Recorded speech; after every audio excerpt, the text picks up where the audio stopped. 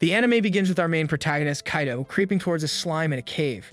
But instead of using a sword or knife, he sprays 2 bottles of insecticide on the slime until it withers away and dies. Kaido feels a surge of happiness at how skilled he has become at killing slimes. This isn't surprising, as this is his 999th slime kill since he started working in these dungeons, determined to reach the 1000 mark.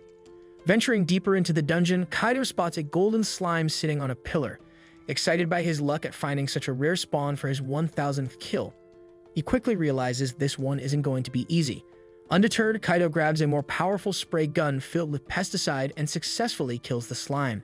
He celebrates his 1000th kill and eagerly checks his stats, only to realize his level remains the same despite killing a golden slime. Hoping for good loot, he finds a small golden card with a girl drawn on it instead of a normal mana core. Initially confused, he soon realizes it's a servant card, a very rare item, and checks the stats, discovering the servant is a Valkyrie named Sylphie. Deciding to leave the dungeon before researching further, Kaido heads back, passing a group of adventurers with impressive armor, which he envies. At the reception, he exchanges slime cores for money. The receptionist then Hitsu gives him 100 yen per core, totaling 500 yen, which disappoints Kaido, but he takes it and moves on. He then asks Hitsu about the value of a rare servant card, especially a divine class one. But Hitsu thinks for a moment and tells him such a card could be worth over 1 billion yen. Shocked, Kaido keeps this information to himself, heads to his locker, changes into everyday clothing, and exits the area. It turns out the dungeon is part of an amusement park where people can get memberships to explore and find valuable items. Children in costumes talk about wanting to be explorers when they grow up, but Kaido is lost in thought about the card. While waiting for the train, he meets his friends Shinji and Hayato. On the train, Kaido tells them he's still stuck at level 3 and asks why they don't explore dungeons. Hayato then explains that 2 years ago, they encountered a goblin on the 2nd floor of a dungeon. Thinking it would be easy prey, the goblin ended up beating them all badly. Since then, Shinji and Hayato decided dungeons weren't for them and preferred exploring other attractions with their passes. Later that night, Kaido gets off the train, goes home, has dinner with his family, takes a bath, and goes to sleep. The next morning, he wonders whether to sell the card for 1 billion yen, which would buy him all the armor and video games he wants. However, his thoughts are interrupted by his friend Katsuragi, who asks where he was last night. Initially, Kaido lies, saying he was at a party with Shinji and Hayato. However, when Katsuragi asks them about the party, they end up giving different answers, like hooking up with your mother and bowling. However, Katsuragi realizes they are lying and asks if Kaido went to the dungeons again, but Kaido manages to lie convincingly and barely escapes. Later that day at school, he asks his friends what they would do with the servant card. They immediately reply that they would sell it, as it's worth a lot and you can't summon a servant outside of the dungeons anyway. Kaido then ponders whether to sell the card, but when he goes to the dungeons that day, he decides to keep it, wanting to become one of the strongest adventurers ever. Hiding from the camera, he takes out the card and calls forth Sylphie, the Valkyrie, to be his servant and follow his command. Suddenly, the card starts glowing, emitting a bright light that transforms into a huge woman with feathery wings and an ethereal form. She grabs Kaido and disappears. Confused, Kaido turns around to see a small Valkyrie in armor standing beside him. He asks who she is, wondering if a child got lost, but the Valkyrie replies that she is Sylphie, his servant from now on. Kaido's dreams of becoming a powerful adventurer shatter as he drops to the floor, regretting not selling the card. He pulls himself together and tells her they need to hunt some slimes. Sylphie senses something nearby, and Kaido decides to test her intuition, asking her to lead him to the creatures. She then easily locates the slime, and when Kaido asks if she can kill it, she immediately goes into action. Initially, Kaido wasn't expecting much from such a small girl, but to his surprise, Sylphie conjures a lightning attack so devastating that he fears the whole cave might collapse. Kaido then walks towards her, asking if she's alright, but she blushes and claims she's hungry. Remembering that servants eat mana cores, Kaido feeds her the core from the slime. She then thanks him and claims there are more slimes nearby.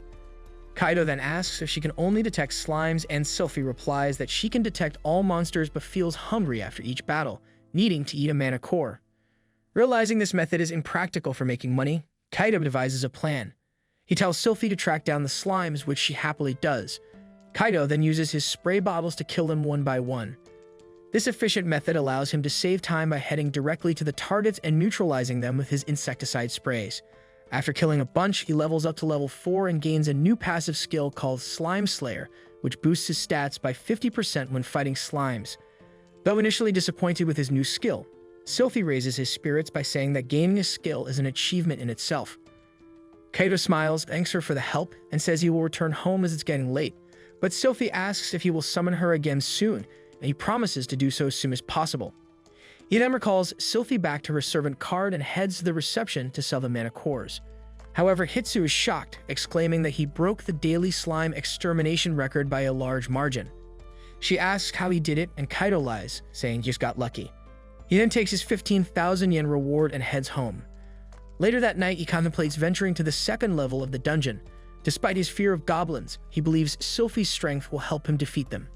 That night, he dreams of a childhood memory, sitting in front of the TV with Katsuragi, watching an interview with Katsuragi's dad, a famous adventurer. The interview fills Kaido with amazement and solidifies his desire to follow in the same footsteps. The next morning, he wakes up with newfound conviction and confidence. Equipped with a new sword and shield bought with his reward money, he heads to the second floor of the dungeon alongside Sylphie, determined to clear all the dungeons and become the most famous adventurer in the world. As they enter the cave and walk for a while, Sylphie notices something is wrong. She then asks Kaido if he's okay, seeing that he looks pale and is shaking. Terrified of the cave, Kaido lies, saying he's just excited. But when Sylphie senses a goblin nearby, Kaido immediately turns and starts running. Sylphie, confused, asks what he's doing, but Kaido lies again, claiming he has urgent work at home. However, he suddenly remembers Katsuragi's dad from the TV interview and stops, deciding not to give up on his dreams, and grabs his wooden sword. They soon find a goblin sleeping behind a giant rock, but Kaido is too scared to act and asks Sylphie to kill it. She quickly agrees and begins chanting her spell. Suddenly, the goblin wakes up ready to fight, but Kaido jumps in between with his sword and tells Sylphie he's changed his mind. He rushes towards the goblin but misses his strike as the goblin backs off. The goblin then attacks, trying to ram Kaido to the ground, but he blocks the hit with his shield at the last moment. Seizing the opportunity, Kaido rushes in with his sword, but the goblin blocks the strike, disarming him and jumping to give him back shots. However, Kaido falls backward, defenseless, but remembers his sprays. Quickly, he sprays the goblin's eyes, blinding it and giving him a chance to land the final blow. But as he retrieves his sword and rushes towards the goblin, he trips over a rock and accidentally stabs the goblin in the chest, killing it instantly. Sylphie congratulates Kaido, who is still terrified but relieved to be alive. He then grabs the mana core and a golden glow emits from him, telling that he's leveled up again. Checking his stats, he discovers a new skill called Goblin Slayer. Although he has mixed feelings about this seemingly useless skill, he decides to accept it and move on. They soon venture deeper into the cave, where another goblin attacks, but Sylphie uses a defensive barrier to block the attacks, while Kaido times his sword slash perfectly, killing the monster. Kaido then kills his third goblin using the spray bottle to blind it before delivering the final blow. However, Sylphie drags him to yet another foe, and Kaido kills this goblin with a sword strike to the head, ranking up to level 6. As they continue walking, Kaido asks if Sylphie knows anything about the dungeons, but she replies that she has no idea and that her sole purpose is to help her master. Deeper inside, they find their final goblin of the day. It attacks Kaido while Sylphie uses her lightning magic to destroy the beast. Kaido then feeds her the mana core before heading outside. He hands over the mana crystals to Hitsu, lying again that it was just a fluke, and then heads home. That night, his body was so sore that he's unable to move from his bed. The next morning, he drags himself to school, walking alongside Katsuragi, who immediately suspects he went to the dungeons. Kaido denies it, claiming he was just bodybuilding at the gym, which is why he's sore. In the classroom, Kaido tells Shinji and Hayato about his new adventures in the level 2 dungeons, including killing 4 goblins. They are surprised and skeptical, but Kaido insists he's telling the truth and says he's going deeper today. After school, he returns to the dungeons with Sylphie and explores the distant parts of the cave. They kill goblins again, and with great teamwork, Sylphie blocks attacks while Kaido lands the killing blows. When Kaido gets too tired, Sylphie finishes the monsters with her lightning magic. After another exhausting expedition, Kaido sleeps like a log. The next day, he upgrades to a Drake, which does much more damage to the goblins, but he's so exhausted, he ends up sleeping in class. Despite this, he continues his adventures, going to the dungeons day after day and killing goblins by any means necessary until he reaches level 10, a big milestone for him. This time, he gets a special skill called Divine Love, which boosts his stat growth at every level, depending on the amount of love and care a divine goddess shows him. He immediately decides to confess how happy he is to go on adventures with someone as cool as Sylphie. The next monster they encounter is a glowing skeleton, a creature they've never faced before. Kaido tells Sylphie to stay alert, and she deploys her magic barrier. The skeleton then rushes at them, crashing against the barrier and trying to break through. Kaido tries to attack but finds his weapons too weak for this rare spawn. He then asks Sylphie to deal with it, and she chants her spell, shooting a lightning bolt that kills it instantly. However, the mana core dropped by the skeleton is bright red. This made him wonder if it could be rare, but decides to feed it to Sylphie anyway. Later that day, Kaido goes to Hitsu with his loot and asks about the mana core dropped by the glowing skeleton. Hitsu then explains that it's a rare drop and can easily fetch upwards of 2 million yen. Learning that he could have been a millionaire, Kaido was devastated. Hitsu then tells him not to worry, as encountering it once means he might meet it again. That night, Kaido wonders about the lost money but decides it doesn't matter since he leveled up significantly. He contemplates moving on to the 3rd floor but knows the enemies there appear in groups and are much more dangerous. The next day, he tells Sylphie that he wants her to simply watch for a while and not intervene. However, Sylphie, thinking that she did something wrong, apologizes, but Kaido explains that he wants to go up to the 3rd floor. He's afraid of becoming too dependent on her to save him, so he wants to get stronger first. Hearing this, Sylphie is relieved and wishes him good luck. Suddenly, a goblin appears from behind a rock and Kaido confidently tells Sylphie to watch as he deals with it. However, his plan backfires and he ends up getting injured badly. This led to him buying potions from Hitsu, which drains all of his savings. That night, he realizes he needs a lot of mana cores to feed Sylphie and better equipment. He decides to go back to square one and enters the 1st floor again to kill as many slimes as possible, gaining skills, levels, and mana cores. After several days of hard work in the dungeons alone, he finally collects enough mana cores to feel comfortable moving on to the 3rd floor. Before leaving the cave, Sylphie claims she senses a different kind of slime. Her intuition proves correct when Kaido spots a silver slime nearby. He immediately jumps into action and rushes the slime with his spray gun, but the slime is faster and dodges away. Thankfully, Sylphie is raiding nearby and uses her lightning magic to kill the slime instantly. To their surprise, the slime drops another servant card, an incredibly lucky find. Kaido then picks up the card and sees it's a demon rank card for a servant named Luce. He looks at Sylphie, who seems visibly upset by the card and soon realizes that demons and goddesses must not get along well. Despite this, he decides to follow his own wishes without consulting Sylphie and summons the demon servant right there. A huge red flame envelops them, and a large demon mommy emerges, flying straight through Kaido in her ethereal form, just like what happened with Sylphie. Soon he looks down and spots another summon, this time a demon with bat wings and horns. Kaido is devastated to see that Lucilia looks nothing like the beautiful mommy shown on the card. They soon introduce themselves, but Lucilia quickly thinks Kaido seems neither reliable nor smart. However, Sylphie isn't fond of her belittling their master, but Lucilia tells her not to worry as every demon is like this, and Sylphie reluctantly accepts this. Lucilia then asks about Sylphie, noticing she looks like a Valkyrie, but Sylphie confirms that she is Kaido's servant just like Lucilia, and looks forward to working together. Suddenly, Lucilia demands food, but Kaido refuses, saying she hasn't done anything yet. Sylphie then notices a slime nearby, and Lucilia smugly steps in to do her job. She uses an overpowered attack called Hellfire of Destruction to obliterate the slime, and Kaido feeds her the core. However, Lucilia demands more as she is not satisfied, but Kaido tells her he has no more cores. She calls him a cheapskate and begrudgingly uses her other attack, Breath of Erosion, on a goblin, practically melting it. But Sylphie and Kaido find it too gross to watch. Kaido then gives Lucilia the core, which she likes better than the slime core, and suggests exploring lower floors for tastier cores from stronger monsters. However, Kaido stops her, saying there are more monsters on the 3rd floor. Lucilia doesn't see any problem with this, but Kaido insists they need new weapons and supplies first. So Lucilia agrees to listen to him, especially after Sylphie tells her to obey their master. The next day, the three head to the 3rd floor. This time, Kaido has bought a crossbow as his new weapon. Sylphie thinks it suits him well, and Kaido mentions it was quite expensive, but Lucilia states that price doesn't matter. They then encounter two hellhounds and Kaido shoots at them but misses, causing the hounds to attack him. Sylphie quickly protects him with a barrier, and Lucilia takes out the hounds with Hellfire of Destruction. Kaido then feeds her a core, but she demands the other one as well. Kaido refuses again, saying he won't have any left if she eats them all. She isn't thrilled, but Kaido promises her an extra core if she kills more monsters. But she threatens to send him to hell if he breaks his promise, which scares him a bit. They then soon encounter two wild boars, so Lucilia uses Hellfire of Destruction again but only kills one of the monsters, causing the other to charge at them. She tries to use another attack, but Kaido stops her and shoots the boar. However, one shot isn't enough, startling Kaido and causing him to fall. Sylphie then tries to help with her Divine Lightning, but before she can, Kaido kills the boar with another shot. She then praises Kaido, but Lucilia finds it lame that he was scared. Suddenly, Kaido notices he has leveled up to level 11 and Lucilia asks for magic cores again. Afterwards, Kaido exits the facility thinking he won't make any profit if he keeps feeding all the cores to his servants. On the way, he overhears a party of adventurers talking and learns that 3 girls in the party can make it to the 6th floor without any problems. The scene then cuts to Kaido thinking about this in class. He is sure their party can make it to the 6th floor as well if they work hard. He daydreams about advancing further into the dungeon and his classmates wake him up from his delusion.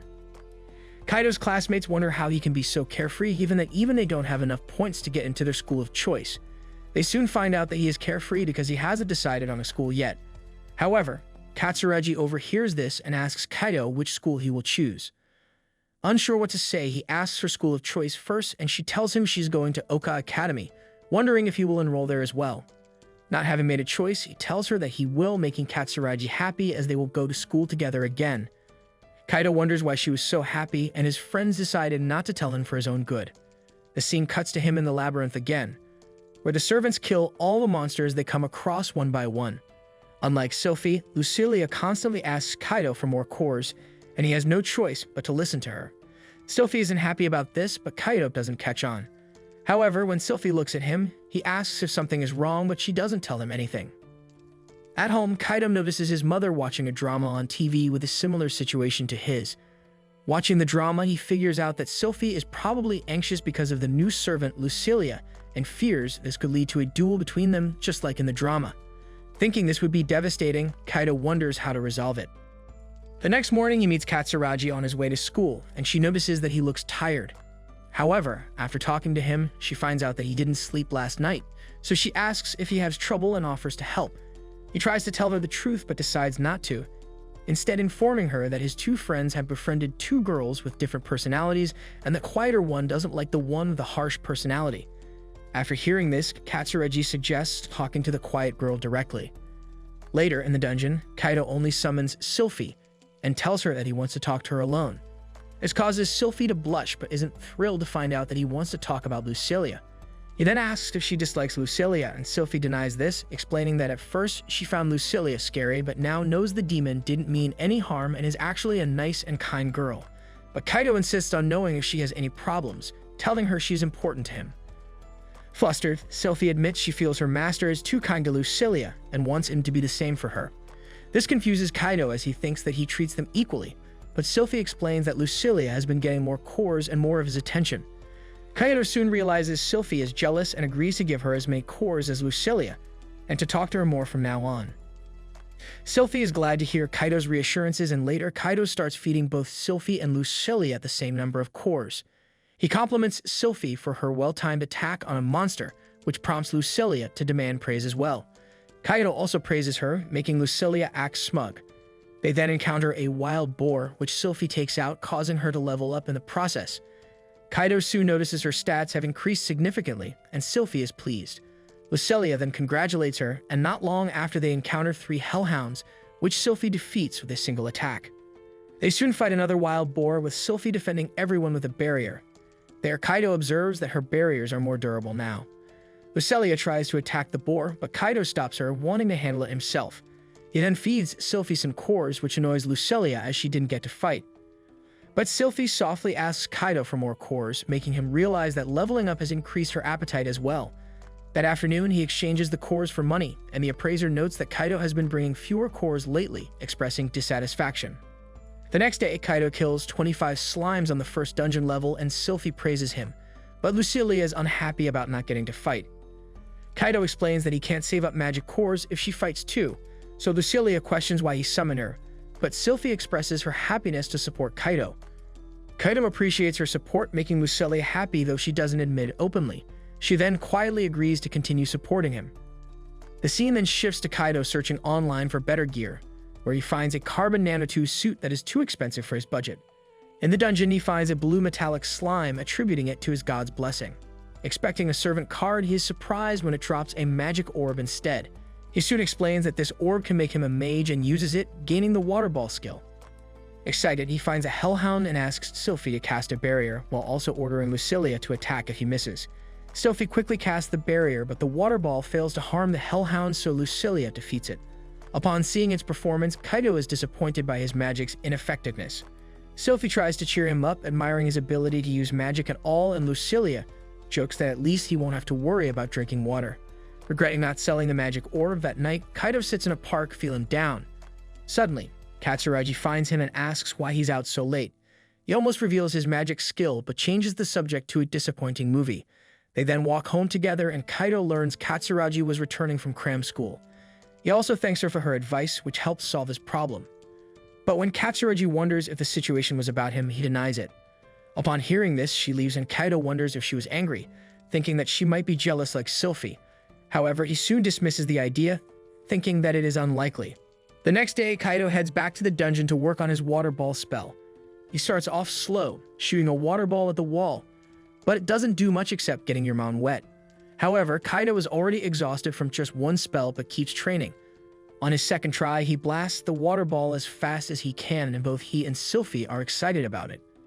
Lucilia, however, is unimpressed because after just 2 water balls, Kaido is completely drained and collapses on the ground, so he heads home and falls asleep as soon as he hits the bed. In his dreams, Kaido remembers watching Katsuragi's dad on TV when he was a kid and how that made him dream of becoming an adventurer like him. Motivated by that dream, he returns to the dungeon the next day and starts practicing his water ball strikes again. This time he's gotten a lot faster and shoots multiple water balls at the dungeon walls, but eventually he runs out of mana.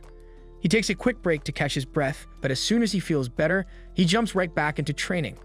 This time, he experiments with the shape of the water ball, turning it into a cube. Thrilled with his success and keeps experimenting with different shapes, but soon he gets worn out and falls on his back. As he's walking out of the dungeon, he trips and falls into the arms of another adventurer. He quickly gets up and apologizes, but this amazing mommy asks if he's alright. Kaido then assures her he's fine and leaves, but she's concerned as he doesn't look well. Seeing him, her crew is impressed by his hustle and heads into the dungeon. The scene then shifts to Kaido dozing off in class, and when the teacher wakes him up, he loudly declares that he's going to give it his all in training today, making the whole class laugh. During the break, his friends ask what he meant by the training stuff, but Kaido explains that he's practicing a crucial skill for dungeon success. But then Katsuragi shows up asking if he's training for the dungeon, but Kaido quickly switches it up, saying he's talking about dance practice. Hearing this, she is relieved and tells him not to overdo it, saying she wants to see his dance performance someday, leaving Kaido and the boys alone. The next day, Kaido returns to the dungeon for some real combat action with his water ball. He shoots a goblin with it, but instead of popping like usual, the water ball stays solid and clogs up the goblin's airways, suffocating it. Sylphie and Lucilia praise him, but Kaido realizes he's not getting any more experience points from the monsters on the 3rd floor. This meant that it's time to level up and head down to the 4th floor. However, Kaido figures he needs better gear for this challenge, so he decides to buy something that's been on his wish list for a while. The next day, he arrives wearing a tight bodysuit, which Sylphie thinks looks great in, but Lucilia shatters his ego by calling him lame. Kaido then explains that the suit is high-end and pricey because it's made of carbon nanotubes that protect him from damage while being thin and light. He proceeds to detail how the suit has top defense against arrows and other piercing attacks, and he's also got a magic amplifying bracelet that'll make even his weak spells hit harder. However, he hasn't tested it out yet and shows off other stuff he bought, but Lucilia drags Sylphie away out of boredom. They eventually make their way to the 4th floor, where Sylphie senses a big creepy monster coming their way. Before Kaido can check the monster encyclopedia to see what they're up against, a giant big black cockroach appears and both girls freak out, clinging to each other. They then start blasting magic spells at the roach monster while running through the dungeon, with Kaido trying to keep up because he doesn't want to be left behind. After they exhaust themselves, Sylphie and Lucilia take a breather and almost attack Kaido when he comes running up to them.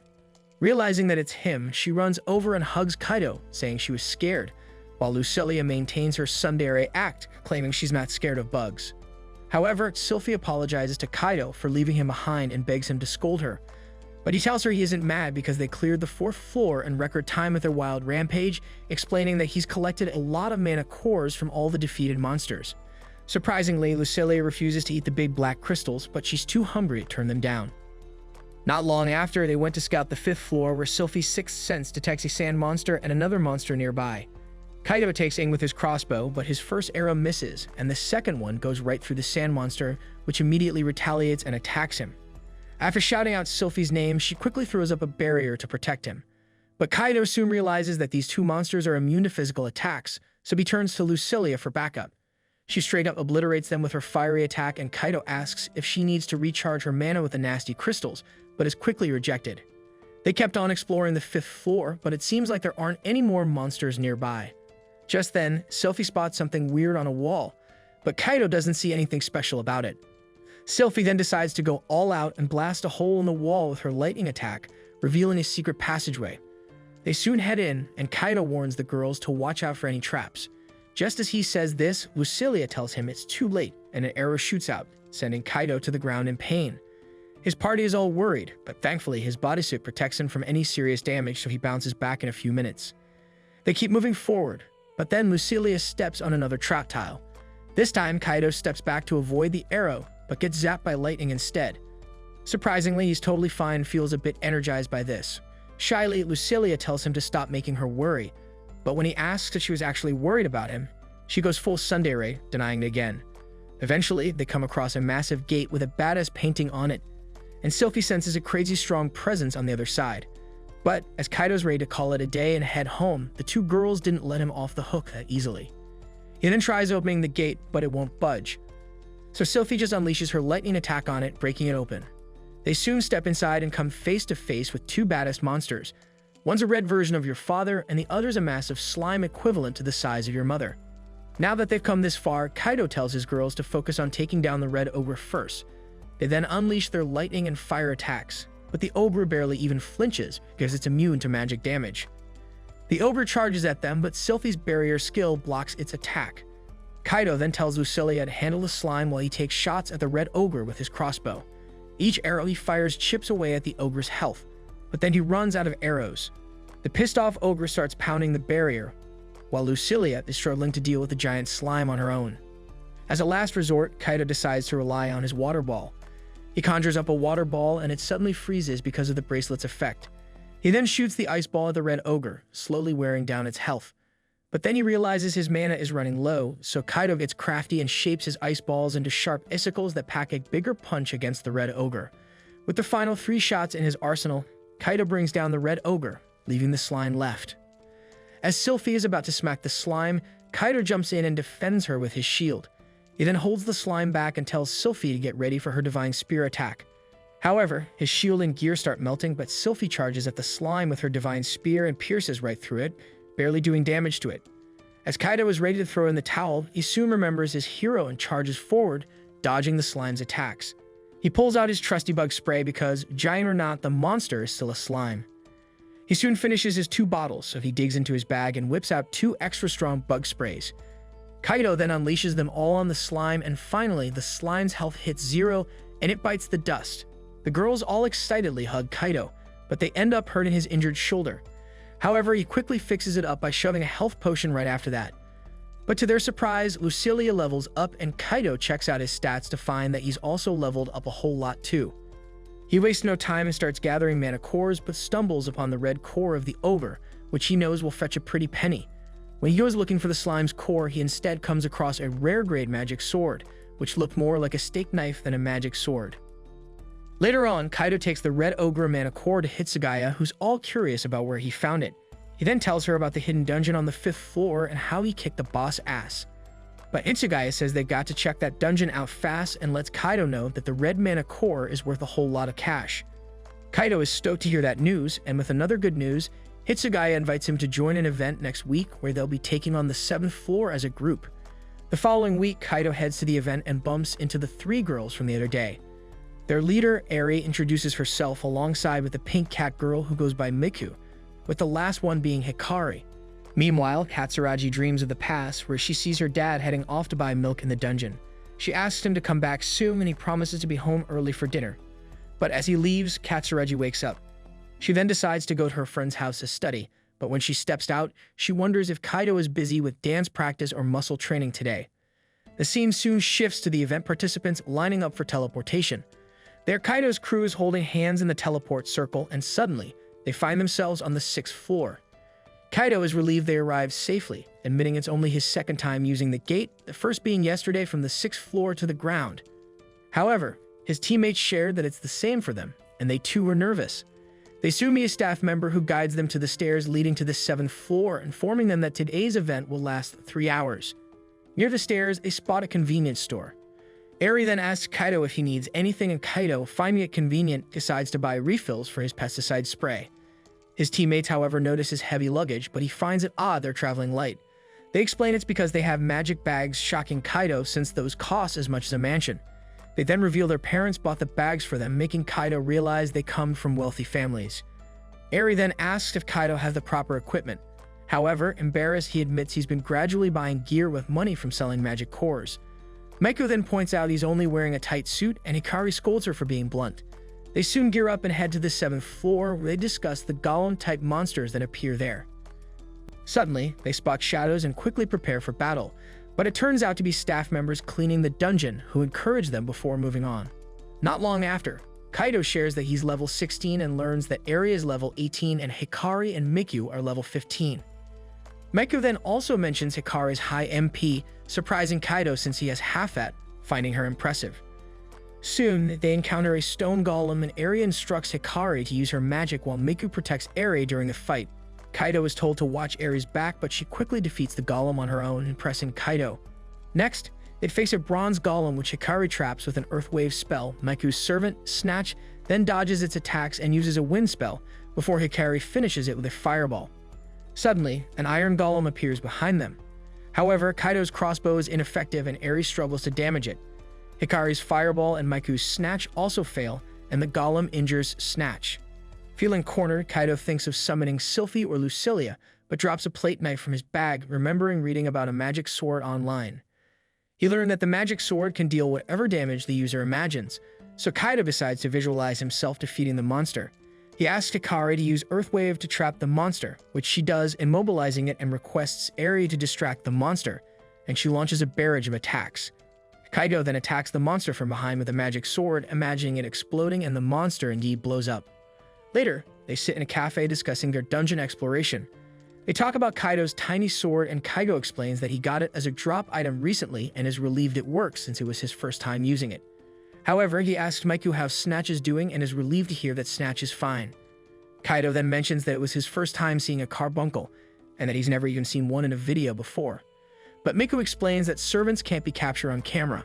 Following her, Eri asks Kaido if he has ever seen any of them on video, and Kaido realizes he hasn't, which explains why guild officials never asked about Sylphie and Lucilia. This causes him to wonder if they are the only ones who know about Snatch. But Miku clarifies that she picked Snatch from an auction and registered him with the guild, so everyone knows about him. After the conversation, Miku suggests they all put matching keychains on their magic pouches to commemorate participating in the event, and everyone agrees. Afterward, Eri asks Kaido to join their party as a permanent member, explaining that there are transfer gates every 5 floors and their current goal is to reach the gate on the 11th floor. Deep down, Kaido likes the idea but insists that he's just an ordinary explorer and not as special as they are. They then try to reassure him, saying they feel safer with him around. But he was soon reminded of his 2 servants.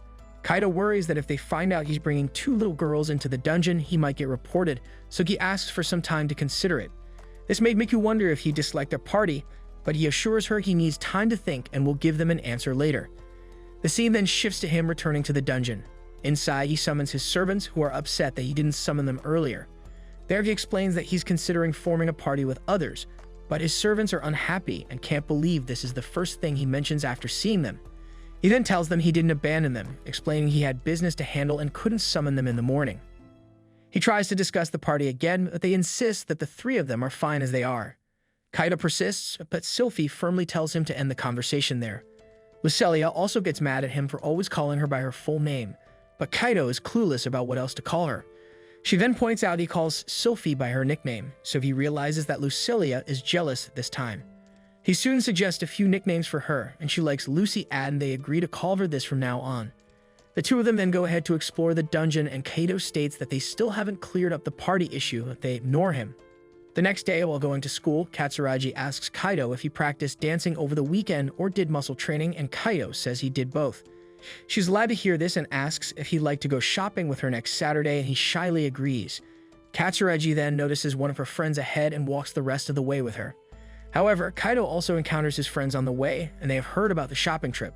They wonder if they're going on a date, but Kaido doesn't think Katsuragi would be interested in dating him.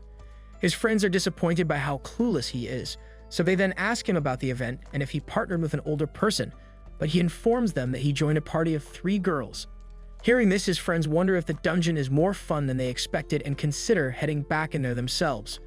The scene then cuts to Saturday, where Kaido picks up Katsuragi from her home and they head to the subway station. There, Kaido notices a broadcast of the dungeon TV show.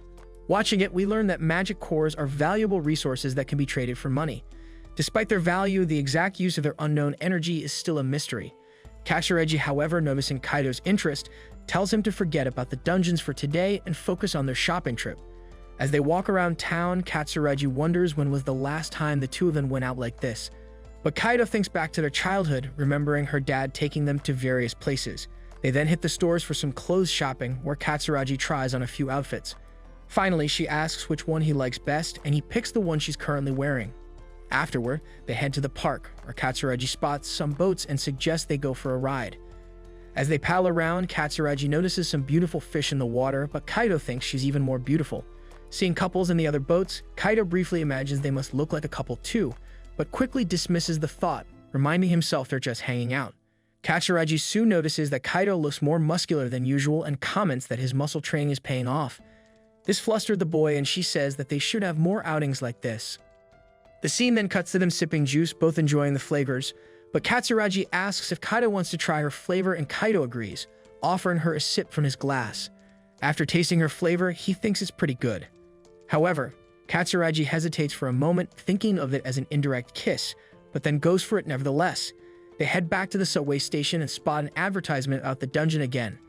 There, Katsuragi sees a dad holding his daughter and tells Kaido she wants to visit another place. She soon leads him to the dungeon theme park, and he wonders if she wants to go inside since the parade and fireworks are about to start. However, she just asks if the dungeon building is inside the park, explaining that's where her dad is. We learn that she had been dreaming about the last time she saw her dad, who had promised to have dinner with her but never came home. She also questions why he even goes into the dungeon. But before they go home, Katsuragi tells Kaido that she had a great time today and suggests that they head home. Deep in his heart, Kaido knows she's worried about her dad, but he is determined to prove that he can be a hero just like him. During his next venture into the dungeon, Kaido experiments with his abilities by coating his magic sword with his water ball spell. Lucelia is skeptical about whether this will work, but to their surprise, it is a success. Using this technique, Kaido defeats a stone golem in one hit. Sylphie is delighted and claps for him, telling Lucelia that their master is quickly becoming stronger. However, Lucelia immediately responds, suggesting that it must be because of a woman, which catches Kaido off guard. When he asks her why she thinks so, Lucelia simply replies that it's her intuition. Sensing his nervousness, Sylphie asks Kaido if the reason he wanted to join a party the other day was also because of a woman. Kaido hesitates but eventually admits that a group of 3 girls invited him to join their party. This causes Sylphie to feel a bit insecure, but Lucelia assumes he doesn't want to waste any more money on them. As she's about to reprimand him for treating them this way, Kaido promises he will continue providing them with mana cores, and both Lucelia and Sylphie forgive him. Kaido soon assures them that he is not joining the party, but Sylphie unexpectedly encourages him to join. She says that if her master has chosen to join another party, she wants to support him, and Lucelia agrees as long as she continues to receive mana cores. Sylphie then asks him to reveal his reason for wanting to party with others, and Kaido explains that he wants to grow stronger by fighting alongside other humans. Otherwise, he will never catch up to Sylphie and Lucelia. Satisfied with his explanation, Kaido promises that he will only join Aries' team on weekends, so they can still spend time together on other days. Later that night, Kaido finds it easier to get permission from an angel and a devil than to call a girl. As he nervously tries to make the call, Katsuragi suddenly calls him, saying she just wants to chat for a bit. Kaido is happy to oblige, but first asks if she knows any ways to reduce nervousness. When she asks why, Kaido uses his friends as a cover, saying they want to call a girl but are too nervous. Katsuragi then shares a story about a time she was nervous to play the piano on stage, and her dad forced a smile onto her face to calm her down. He then tells her that he'll try that out and wishes her good night. As the call ends, he wonders what she wanted to talk about in the first place but doesn't dwell on it. He then calls Eri, who is practicing in her family dojo. Upon receiving the call, she eagerly asks if he has decided to join their party. Kaido soon explains that he can only join on weekends, and Eri replies that they only visit the dungeon on weekends, so it works out perfectly. On the following Saturday, Kaido joins the girls and enters the 7th floor of the dungeon. When a group of stone golems attacks them, Kaido takes charge, instructing Hikari and Miku to support him. Hikari uses earth magic to restrain 2 golems, while Miku summons her servant Snatch to distract the third. Seizing the opportunity, Kaido enchants his magic sword with Water Ball, creating an ice sword, and defeats a golem with a single strike. Another golem attacks, but he dodges and finishes it off quickly. The girls are curious about when Kaido learned magic and why his Water Ball took the form of a sword. He explains that he knows only one water spell and has been experimenting. Eri, however, compliments his Ice Blade and his leadership, finding it hard to believe it's his first time fighting with a group. To avoid more questions, Kaido praises Eri's skill with her weapon, and she mentions she's been practicing since childhood. Suddenly, Kaido's stomach growls loudly, and he asks the girls if they can take a lunch break. To his surprise, they have an entire kitchen set up in their magic pouches and prepare fried fish and grilled steak right in the dungeon. When Kaido returns home that night, he reflects on how Eri and her friends possess a level of generational wealth he can only dream of achieving. The following day, Eri plans to explore the 8th floor of the dungeon, which features aquatic monsters and water-based terrain. Since Kaido doesn't know how to swim, he buys a high-end life jacket to help him. But when they arrive at the 8th floor, Snatch, Miku's servant, detects a monster in a pool of water. Suddenly, a salamander emerges from the pool and spits acid at Kaido, melting his expensive life jacket instantly. Kaido cries out, demanding the monster refund him for the life jacket, but it spits more acid at him, forcing him to dodge. Miku then shoots the salamander with a crossbow Kaido lent her, as he was no longer planning to use it. They soon encounter more water-themed monsters and spend much of their time running from them. A squid monster flings Kaido into a pond, and he flails around because he can't swim. However, Eri tells him to stop being a wimp since the water is shallow. Next, they face flying tuna monsters that leap out of the water to attack them. Kaido fights them with his magic sword, while the girls use their weapons to thin out the fish monsters. As Kaido runs low on ammo, he notices Eri effortlessly slashing down monsters with her long-handled blade. Inspired, he shapes his ice sword into a similar weapon and starts taking down the fish monsters, though each slash drains a significant chunk of his mana. The girls notice him cutting down the monsters with ease, but Kaido collapses after using up all his mana. When he wakes up, he finds himself resting on Eri's lap and quickly sits up, apologizing for troubling her and assuring her he's fine. Surprisingly, his mana points are fully restored, and Eri reveals that she gave him a mana potion while he was unconscious. Kaido, however, says that it must have been expensive, but she tells him not to worry about it since they're party members. Eri then comments on Kaido's fighting style, and he explains that he based it on her technique. Before they can discuss further, Snatch warns everyone about a very powerful monster approaching. They stay on guard as a huge dinosaur-like creature emerges from the water. Kaido panics, explaining that dinosaurs are high-level monsters usually found on deeper floors. He and the girls attempt to flee, but the dinosaur follows. Its immense weight causes the floor to crumble, blocking their exit. Realizing they have no way out, Kaido declares they must fight together to survive. He instructs Miku and Hikari to attack the dinosaur from a distance and asks Eri to strike while he distracts it. Hikari's earth magic and Snatch's wind blades are ineffective against the water dinosaur. Although Kaido manages to stab it with his ice blade, the damage is minimal. Enraged, the dinosaur attacks him, creating a perfect opening for Eri to deliver a finishing blow. She leaps onto the dinosaur's head and stabs it with her spear, but it's not enough. The monster violently swings its neck, flinging her away. Kaido rushes to check on Eri, who mutters about becoming a hero. As she tries to reach for her weapon, she passes out. Supporting Eri, Kaido considers calling Sylphie and Lucilia, but hesitates to reveal them to others. However, seeing the monster trying to attack Hikari and Miku, he decides it's not the time to hesitate. He pulls out the servant cards and summons Sylphie and Lucilia. A radiant storm of divine and demonic energy swirls before Sylphie and Lucilia appear, leaving everyone in awe. Even Eri opens her eyes just in time to see Sylphie and Lucilia take form. Kaido apologizes to them for the sudden summons and asks them to defeat the dinosaur monster. They use their lightning and fire attacks, bringing down the dinosaur monster in seconds.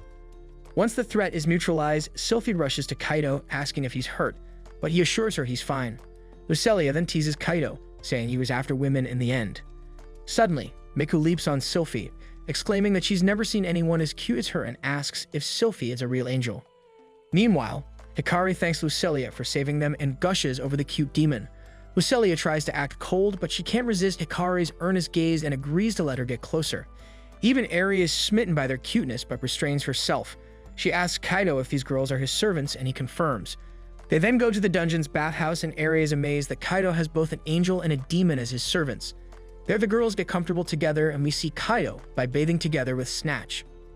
Later, they exit the dungeon and Hikari's parents arrive to pick up her and Miku. Once alone, Kaido recalls Eri's determination to return to the fight despite being knocked out, wanting to be a hero.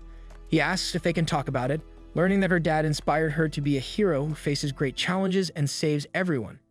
Kaido feels they share a similar spirit. Eri then invites him to an open campus event at her university the following weekend. Kaido discusses the event with his friends, knowing Eri attends a prestigious university.